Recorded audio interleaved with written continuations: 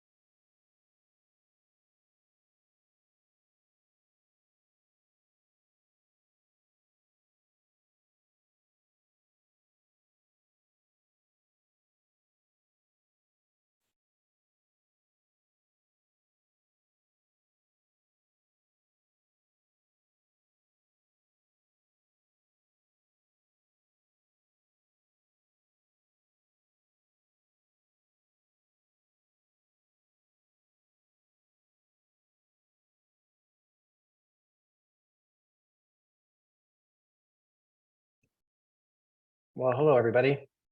We're just about to start. We'll give it a couple more minutes as people are joining.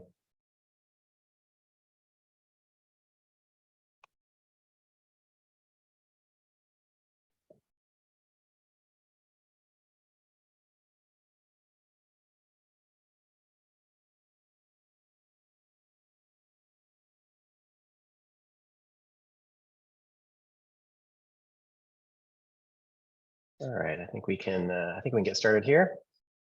So, welcome all to the 2022 State of the Industry.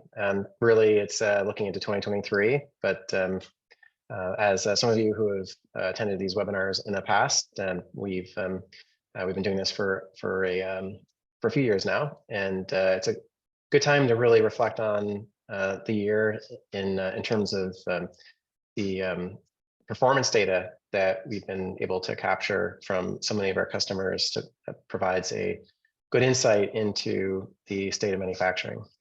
So let's dive right in. As many of you know, Bill Bither, I'm the co-founder and CEO of MachineMetrics, and we are going to we're going to be spending probably about 15-20 minutes here. I won't be too long.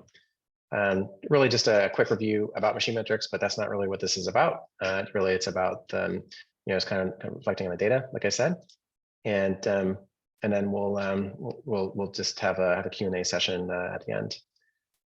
So a little bit about who we are at MachineMetrics. We are an industrial data platform for machines. We've been in business since 2015. We have well over 200 customers connected to over 8,000 machines, and we're a venture-backed. I say startup, but it's been a few years now. Our customers really leverage MachineMetrics to make it really easy to connect to their manufacturing assets, specifically machines in discrete manufacturing industries, and they use that to really drive efficiency around their machining operations and also to connect to other factory systems. Our customers often see a 20% or more increase in utilization of their equipment, which is relevant to this topic because we're able to help our customers really improve. And the average ROI for customers who subscribe to MachineMetrics usually is less than 30 days. And we are a cloud-based platform where we really pride ourselves in that platform always being available and always being able to capture data, no matter if you have 10, 20 machines connected or thousands of machines connected. And that's a bit about who we are. So let's in terms of the actual platform itself, we're able to connect to all sorts of different machines, right from the machine controller PLC, but we can also support sensors. So if you have legacy equipment, we're often connecting to that. And then so the primary solutions that we offer would be monitoring your capacity and utilization. We have really advanced production monitoring capabilities where we're able to track your production automatically without operator input. We also are able to provide some advanced condition monitoring. So if you have sensors such as like IO-Link type sensors, we can use that to drive workflows and actions and really understand where your machine faults and downtime might be coming from. Finally, we've been doing a lot of work in the Cnc Tool Monitoring space. And then the systems that we connect to, we're often connected to your MES or ERP systems, your manufacturing operations. We'll also, this data platform can be used not only within MachineMetrics, but we can tie into other systems like Grafana and Power BI. We have some really good integrations into CMMS. Other companies like Fix, MaintainX, Upkeep, we can connect to, and also quality systems. So just kind of giving an idea of where this, where the data is coming from, where our customers are. This is we're primarily focused in North America. As you can see, quite a bit of factories that we're connected to across the U.S., Mexico, and Canada. We have other customers throughout the world, but primarily this is where we're focused. This is where our team is based, and where we've been expanding. And this is just an example. So the data that we're capturing really is we call it. It's from our warehouse, and that warehouse has almost 10 million rows now. And essentially, it's for each period of time. It's like a day at a time. And this tells us how much time that that a machine that we're connected to is in cycle compared to the full amount of time. And that's the utilization rate. And we're using that to really generate these metrics that you'll see me posting on LinkedIn on occasion, but also as part of this presentation. And let's get through this here. I already skipped through. This is what happens when you assembly generator presentation for you. So this is so many of you are familiar with this visual here. This is the basically a 7-day moving average of utilization across all of our customers. And just to spend a minute about utilization. The reason why we focus on utilization is it is sort of the lowest level metric that all of our customers and machine connections have, and it's very accurate. So we know if the machine is operating or not, and it's the most basic metric. Whether you have an old machine that's connected through a sensor like a current transducer or a relay, or if you have a newer machine that's connected through the machine's PLC, we're able to provide an accurate measure of that machine's utilization. And you can see that we've been tracking this over the past few years.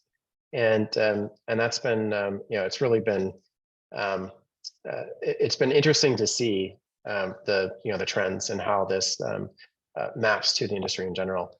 We started actually publishing this right around the pandemic, and you can see that here for 2020. That's where we saw this drop at the pandemic when factories started shutting down, and then it came back pretty strong towards the end of the year. And then that was 2020, and 2021 we saw a very strong rebound.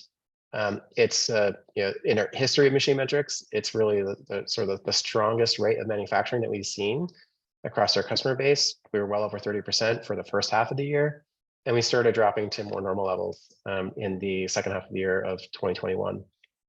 And then in 2022, we've seen a pretty strong start and then a gradual decline to where we are now. And we're kind of getting a sense of the industry. We're holding steady. We're not dropping like we did, say, in 2020, but it is off of previous years. And it's about you see about a 5% decrease in utilization from right around 30% at the beginning of the year to around 25% towards the end. And whoops, didn't mean to go back that far. Let's try to head the other direction here. Okay, so So that's probably in terms of what I'm presenting, that's kind of the most interesting. I'd say that this is the visual that I find most interesting, and what you see me post on LinkedIn on occasion. And but we can get into a little bit more detail in terms of what other ways to look at the data. Some of this is kind of fun. It doesn't isn't super meaningful. A lot of it is obvious, but it kind of goes, shows that the data is right. So here's an example of it's a heat map of all companies that we connect to, and where we're seeing the most activity. Obviously weekends you're going to be off. You're under 10%. Mondays are a little bit lower when especially when you roll in months with holidays, and you're seeing like Tuesday, Wednesday, Thursday as the most output. So pretty obvious. You could see the effects of holidays, and that's consistent year over year. And then in terms of just looking at this as a day a week, this is where we see those. Tuesday and Wednesdays are kind of like the days that we see the most output, well over 30%. We're looking at all time, so it doesn't weekends, holidays. We look at all of that. That's what we report on. But because Tuesdays and Wednesdays don't usually fall on holidays, that's where we're up over 30%. And then this is just by hour. So you could see the, it's kind of interesting. At midnight, we're at 25%. And you start dropping down to the low at 3 and 4 in the morning, under 20. And then we're up closer to 35, 40% midday at 10 a.m. And you kind of see back to decline back to 25%. So that's kind of like the general trend of our customers where you see the most output. And then we also can look at this over different types of machines. We're planning to expand this list as our customer base has grown, but this has been consistently how we've reported on this over the years. And we see that grinding machines tend to run a little bit more. Then you have the next really is Swiss CNC machines. They're often they can run unattended, so we see them at good utilization.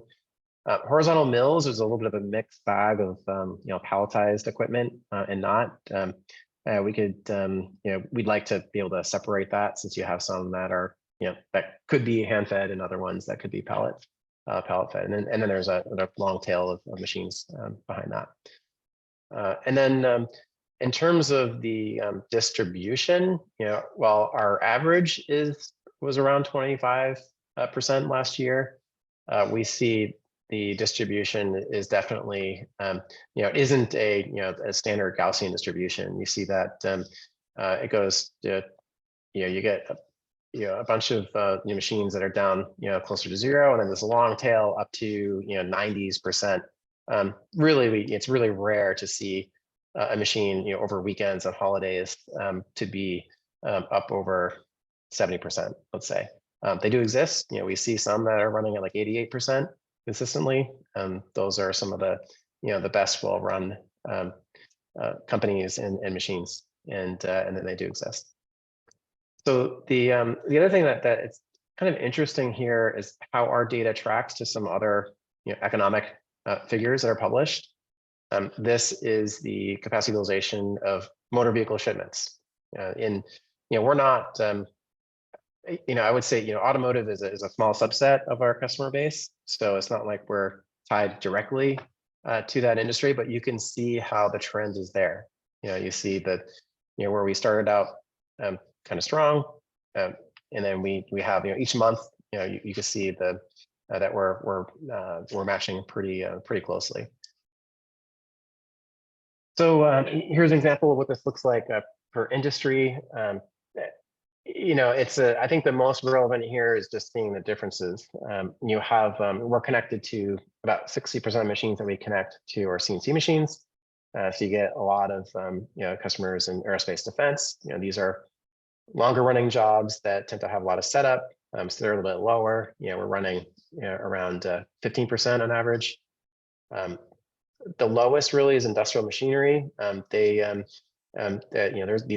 can be like really big parts that are being produced, and also I know I can tell you that we have a lot of customers that are very vertically integrated. So we're connected to a lot of different machines, well beyond CNC here, and And again, that's around that 10-15% on average.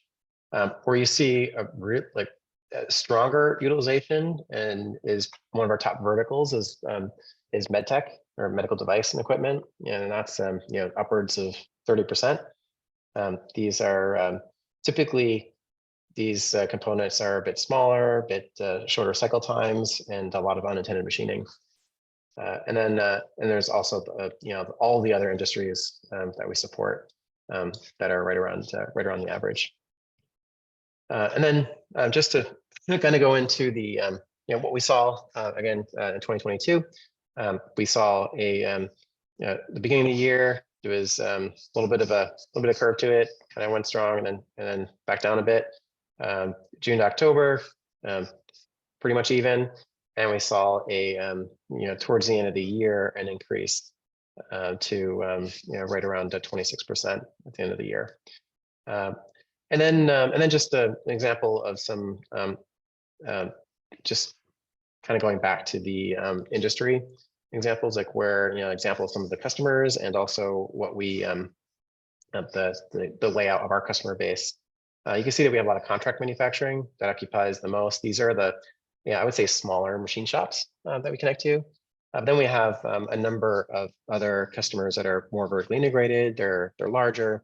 Hundreds or even in a few cases 1,000 machines that we connected, and they occupy the rest of the these other segments. And this, by the way, was validated by AMT as we went through and really made sure that we had the right industry verticals defined and segmented. So I also wanted to point out just where we are, even though this is about 2022, we have a little bit of insight into 2023, and we're the second day of February, so we have a pretty good view into where we fall, and we're kind of right there at 2020 levels before the pandemic. Not super strong. We're actually even a little bit lower. So of all the years that we've seen, back to 2019, we're tracking lower. So, I wouldn't say what we found is that our data is has a little bit of a leading indicator of manufacturing performance, but it isn't. It's around the same from what we've seen as we worked with other like ERP companies that we see with manufacturing orders. So it's a pretty apples to apples comparison. And I wouldn't say that this means that we're trending down. It's just that the general output is is a little bit lower. We don't see a big spread in the first part of the year. It's been pretty tight.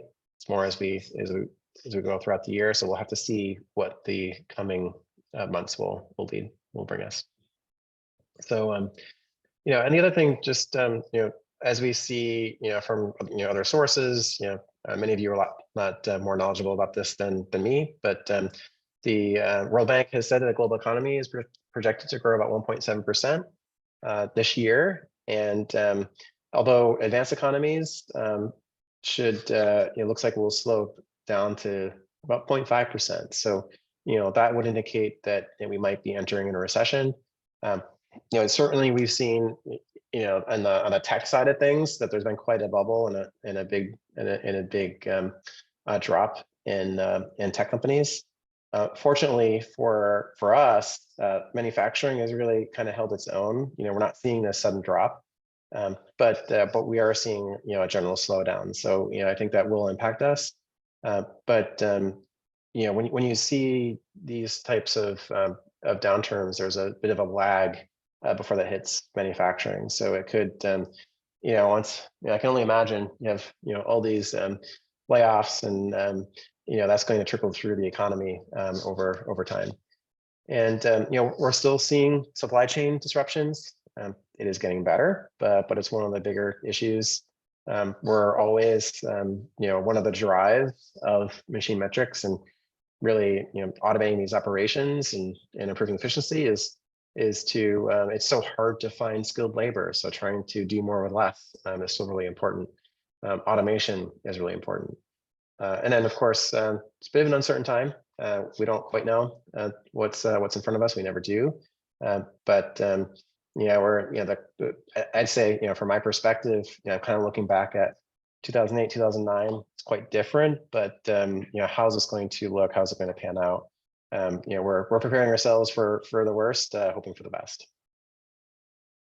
And yeah, so really, what we've seen based on some of these, some of the reports. Frankly, I can't remember where this came from. I should be citing it, but we're seeing that manufacturers are really planning to continue to invest in robotics and automation. It's one of the biggest areas of automation, and number 2 and 3 is data analytics and IoT, and we certainly fit right there. That's where MachineMetrics come into play. We also can really help with justifying robotics automation. So that's still where manufacturers are planning to really make investments over the next 12 months. And yeah, so with that, what are some of these manufacturers actually doing now? Like what is the difference between in this case 4 years, 2018 and 2022? And essentially this came from Bain, and the what we've seen is that in 2018 the barriers to adopting analytics and IoT, security was number 1 at 42%. I think that this makes a lot of sense because there's been, especially in the US, there's been a mass adoption of cloud and SaaS, and that's less of a concern.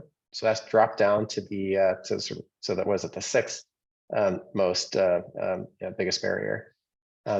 Number 1 is the IT/OT integration, and I can see it firsthand. Like there still is a lot of challenges between IT and OT. Making sure that that IT sometimes has a different objective and plan than OT. MachineMetrics, we sell to OT, but we really need IT's buy-in, and that's where we see I see the biggest challenges, and it's confirmed in this data right here. So but as long as these risks are really mitigated, I think involving IT in these decisions, we can really end up with some great powerful solutions and efficiency and automations that can really drive our customers and discrete manufacturers to really be competitive and be resilient to any of these changes to the economy. So with that, I said this would be short. 20 minutes in, definitely open up to any questions. Yeah, any questions you have are about the data, how we capture it. If you want to dig in a little bit more on my, I guess, limited expertise when it comes to the industry and outlook, I'm happy to answer any questions. And if not, we can end this a little bit early and give you a few minutes back. Let's see. I think I have. Looks like I do have a question here. Can we please get a copy of the slides? Lizzie, you're helping me out here. I'm sure we can share the copy of the slides. Not a problem. And also follow me on LinkedIn. So Bill Bither, we should probably put the link here. I will be posting these on occasion, not as frequently as I used to. I know some are ask me, when do I get to see the next? But as long as I keep getting good positive feedback, I'll be posting these that primary image that shows the last 7-day rolling average. Okay, question here. Does your platform talk to all brands of PLCs? We talk to all brands of PLCs that support standard industrial protocols. So if your PLC supports Ethernet IP, OPC UA, Modbus, we can talk to those PLCs. We've done a lot of work also integrating with very specific, especially CNC controls. We've had to build a lot of our own connectors where they don't have those standard protocols, so that we've been able to really cover most, if not all, of the equipment that our customers have on their facility. So the okay, how are we preparing for the uncertainty that 2023 presents? Good question from Henry. And so, you know, I mean, it's interesting, you know, being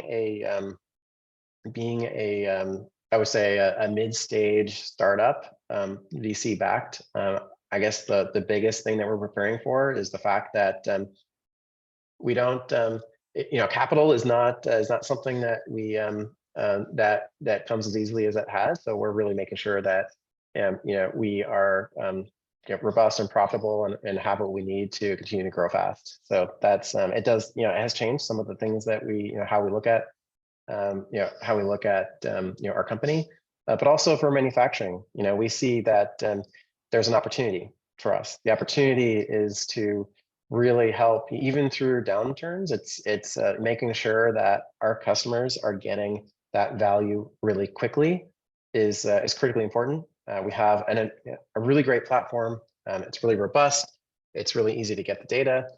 We have amazing tools to be able to, you know, find those issues. One of the areas that we're really working on improving, and actually this quarter, is surfacing that data faster and easier. And it's really through an improved user experience. So that's, we're working on that right now. And we think that that's going to really help our customers get to value even faster. So that's kind of the main thing that we're doing, preparing for, you know, for like just the general, you know, capital situation being different and not as strong, but also, you know, ensuring that our customers are seeing value faster. Okay, next question here.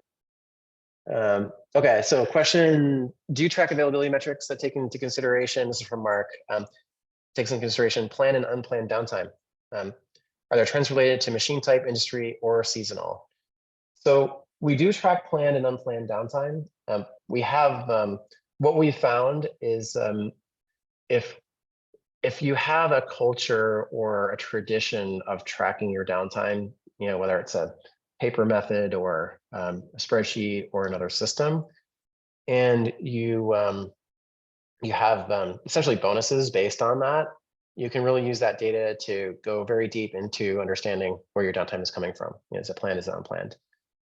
But there's, I would say that even more of our customers that don't really have that that culture rely more on automations for downtime, and then it's harder to know whether it's planned or unplanned. So, you know, our system is able to, you know, track downtime based on certain events of the machine without that operator input. And in that case, we don't always know if it's planned or not. Is it trended to machine type? There are, we see trends, you know, for machine types that are tied to specific industries. Definitely see seasonal changes to you know, to utilization, as I pointed out here. But you know, because of the data that we get from downtime categorization is not it's not necessarily consistent across customer to customer. It's not something that we can aggregate effectively as we can utilization. So I think that's that would be really my response to that. So yeah, so I guess with that, if there's no other questions, oh, hey, thanks, Henry. I know you say you're enjoying the new timeline view for MachineMetrics, so that's great to hear. You know, we're always happy when we get positive feedback for improvements we make in the product. So I guess with that, we'll let you go. Give you a few minutes back. Thank you for your time. And if you have additional questions, you've got my email here. Feel free to email me and or you know, follow me on LinkedIn. So have a great rest of your day, everybody. Bye.